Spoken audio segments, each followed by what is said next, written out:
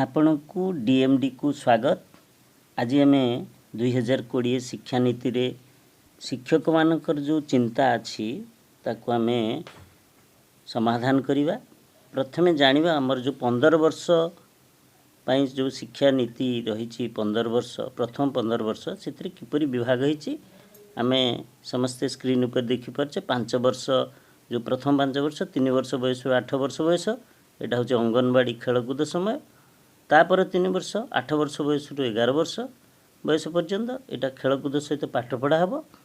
तापर 3 वर्ष षष्ठ सप्तम अष्टम जोटा आम मिडिल स्कूल पाठ पढ़ा कहूचे।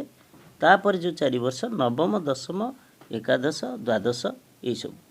तो प्रथमे जानिबा जे हमर जो शिक्षा नीति आसिला ताहा किपरि परिवर्तन हेही आसीची। प्रथमे हमर 1968 मसीह शिक्षा नीति, तापरे आउ गोटे शिक्षा नीति आसला 1986।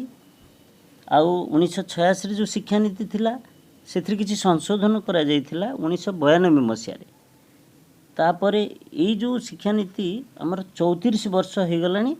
या परे आसिला आमर ये नुआ शिक्षा नीति जोटा कि शिक्षक मान पई कौन प्रोब्लेम रही से विषय आमे वर्तमान आलोचना करने को जीवा आसीबा। वर्तमान आमे समस्ते सुनिबा ये जो प्रोब्लेम अच्छी शिक्षक मानकर। आमर MHRD जोटा ministry of human resource development यार अधीन रे पूर्वर थिला शिक्षा विभाग। वर्तमान शिक्षा मंत्रालय आमर जोटा कहूचे EM एजुकेशन मिनिस्ट्री एथि को आसीगला। तेणु या पर आमर जो पूर्वर थिला 2005 नेशनल करिकुलम फ्रेम सेटा बदली जाई कि वर्तमान 2021 रे सेटा हबो NCFTE national curriculum for teacher education 2021 रे। एथिरे आमर जो परिवर्तन होईची शिक्षक मानक पई ट्रेनिंग रे किछि परिवर्तन होईची। आउ जो माने आमर NTT nursery teachers training diploma in elementary child education आउ जो गुड़ा आमर CT DLED ET CPED आउ विभिन्न डिप्लोमा एजुकेशन आमर जो कोर्स करथिले शिक्षक माने सेमानक पई बहुत प्रोब्लेम अछि बोली समस्त भाबुचंती। किंतु प्रकृत रे किछि असुविधा नाही। वर्तमान 2022 पर्यंत एथिरे कोनोसी परिवर्तन होबार नाही कि कोनोसी शिक्षकों को छटई करिवार नाही। तेणु शिक्षक माने सेथि प्रति ध्यान देबे।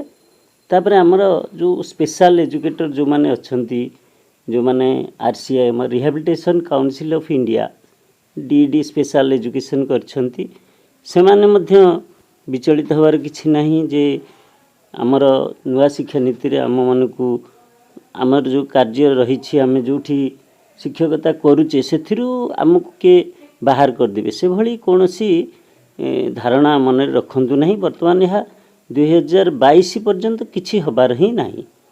2022 मसिया पर किछि आमर जो परिवर्तन आसीबो सेते बेल वर्तमान जो माने सिटी बा DED करछंती विभिन्न पाठ्यक्रम रे नाम लिखि छंती शिक्षकता करिया पई जो योग्यता हासिल करिया पई चाहउछंती सेमानकर कोन वर्तमान कोर्स चलीची अर्थात पाठपढ़ा चलीची से माने तो कंप्लीट कला पर कौन करिवे।